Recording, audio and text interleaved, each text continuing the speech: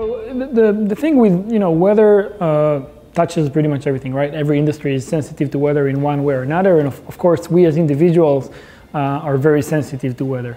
The thing with the developing world is that most communities in the developing world are actually more sensitive to weather than we are, because we're here in the US, because A, they have less physical protection, B, they have less financial protection, so there are less, there's less developed insurance products in these countries.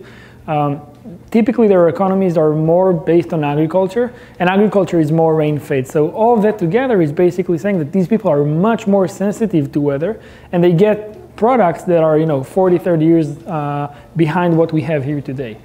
And that, the ability to solve that problem and bringing cutting-edge weather forecasts into developing places and solving emergency alerts, bringing better flood predictions, bringing better data to farmers. This is what keeps us excited.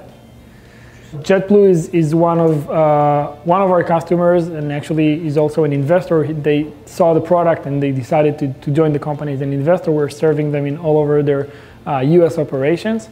Many other airlines as well. We can talk about the Patriots, actually, that are, it's a different kind of use case. It's a sports team, but they're also very sensitive to weather. Every rainout decision is millions of dollars. Every game that they know the weather better than their competition, they can benefit from that. So there's just a few examples. So at a very basic level, the way it works is that we first generate better data. We observe the environment better than anyone else. We have millions of new sensing points.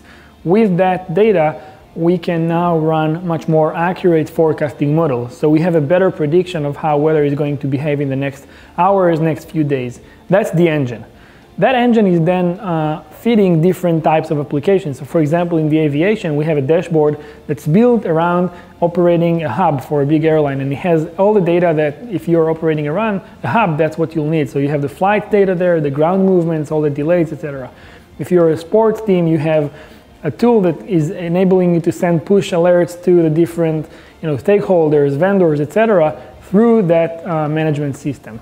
We also have a consumer app and a mobile app that if you're just someone out there, not part of a big company, you'll still get access to this data.